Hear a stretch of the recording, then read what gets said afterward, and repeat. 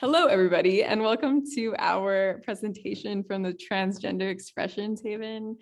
The first thing that we want to ask is, how can all of us, all trans, non-binary, two-spirit, intersex, gender non-conforming people be truly free and celebrated? How can we feel that for ourselves as individuals to shine with others? And can we facilitate this on the internet? Folks on our team have been thinking about how is trans expansive, healing, and more than this moment. So today we're going to be talking about transing the internet, trans and gender nonconforming art exhibitions, venues, and sounds, all things that we've been working on developing in our work as an organization and as a virtual art gallery and virtual performance venue space. So the Transgender Expressions Haven is a queer trans haven. It's both digital and in person for transgender artists and gender nonconforming people to be celebrated in their creative genius and expression. Doing this work, we've been motivated by many different trans and non-binary and gender nonconforming activists who talk about embracing, being the scariest thing that you might be, being a trans person in a Western gender binary system. Alok says, kind of famously, actually, they said, we have been taught to fear the very things that have the potential to set us free in their book, Beyond the Gender Binary. We're also, constantly thinking and questioning about how the myth of the gender binary, the myth of the sex binary has been used to render us into a myth or make us seem like we don't exist, and render transness into this kind of a falseness, when in reality the sex binary itself and the gender binary itself are the myths, as spoken really beautifully and generously here on these slides by Golden. Another person that we really look up to in the work that we do is Susan Stryker, who wrote a transgender history, where she says the word transgender must be used in the most expansive possible way. The word trans needs to continue to evolve and to grow and to give home to as many identities and possibilities as possible, moving away from prescription and being identified as and towards identifying ourselves. So as we think about all of this and, the work at hand when it comes to really honoring transgender experience, we are thinking about building havens and trans wonderlands on the internet, safe spaces that are truly safe and honor expression at its fullest capacity. So we're asking, how do we sustain this? How do we build this momentum? So we've come together to create a expression haven in cyberspace. It's a place that promotes nurturance, that promotes play, that promotes delight. It's a virtual gathering place full of expression where people can showcase their full spectrum in their artwork and their identities, which go hand in hand. So we've been working on developing 3 different spaces for this boundless expression of gender affirmation and gender creativity to exist.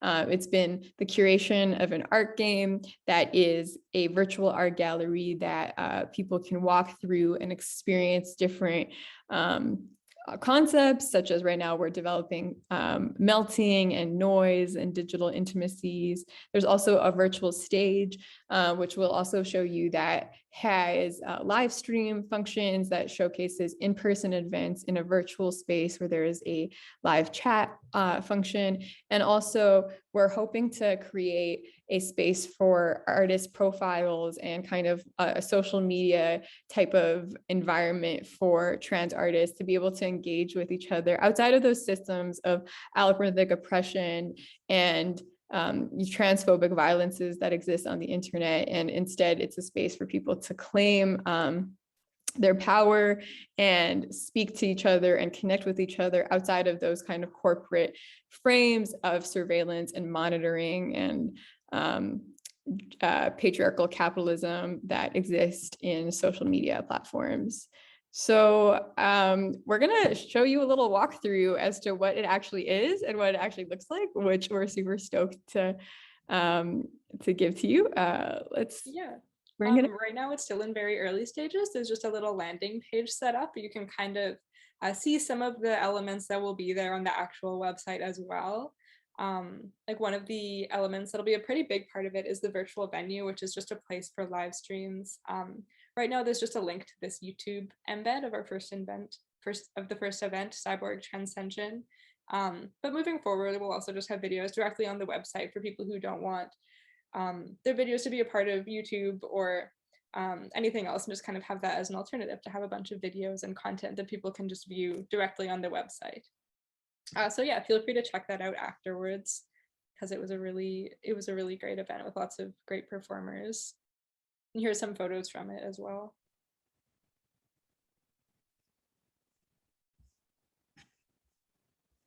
Yeah, this was all outdoors at the Sun Yat-sen Gardens in Vancouver. Yeah, all the photos turned out beautiful.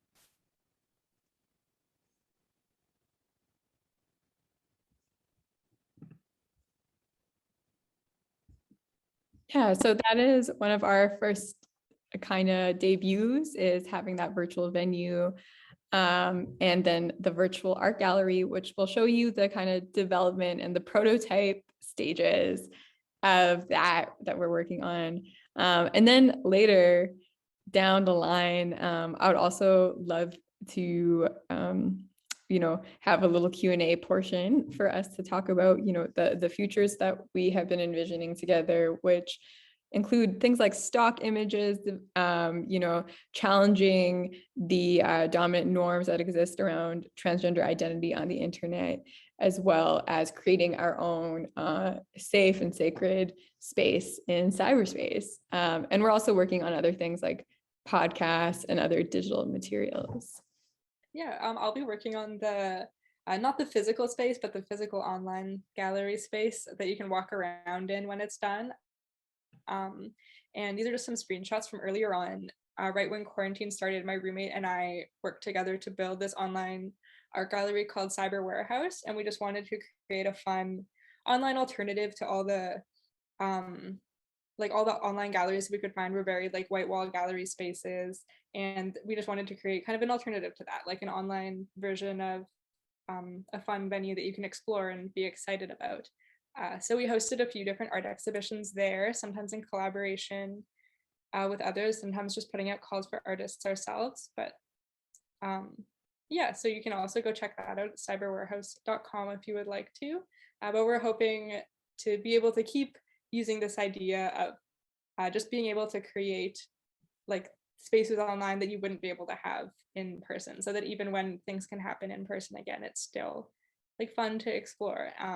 And we can play around with these themes that our curator for the first exhibition, Sol, had been talking about, themes of like melting and noise, and those are themes that you can explore online in such different ways than you would be able to in a physical space. So I'm really excited to see what we all come up with together. That was from the Halloween exhibition. We had a little graveyard and a mouse that explored it. Awesome. Thank you. Yeah. So this idea of like transing the internet, or coming up with alternative spaces on the internet for creativity and for expression, is something that has happened in a lot of other organizations and spaces. We've been inspired by like Broadly's gender non-conforming stock image collection. We've been inspired by Norn Art Gallery, which is really operating under the principle of making the visible represented, making the usually underrepresented visible. And it uses digital space as a strategy of resistance, which is something that we're kind of thinking of, but we're going even beyond resistance and into, creating new, entirely new wonderlands and spaces and geographies. And this lives in a lot of legacies of trans internet activism. In this article by KJ Rawson, they were noting how called Transgender World Making in Cyberspace, historical activism. They talk a lot about how like the queer world is easily mistaken. The description of a queer world can be mistaken for a description of the internet. So a space of entrances, exits, unsystemized lines of acquaintance, projected horizons, typifying examples, alternate routes, blockages, and incongruent geographies. These qualities of the internet and of queer worlds provide opportunities for transgender history to be provoked, recorded, disseminated, accessed, and preserved in ways untethered from traditional offline and analog practices of history. Further in this article by Mary Ciano, Living the Virtual Real, Negotiating Transgender Identity in Cyberspace, they talk about this notion of real virtuality, the possibility of becoming more of your real self in online spaces, in virtual spaces, and also the possibility of utopian vision making on the internet for trans communities. And what do you think about when you think of the internet as a site of transgender freedom? Can we get there? What are the limitations? What are the possibilities? And what are the new things that you're holding from hearing about our work and our aspirations? So thanks so much for listening. See you at the Q&A. Bye. Yeah, thank you.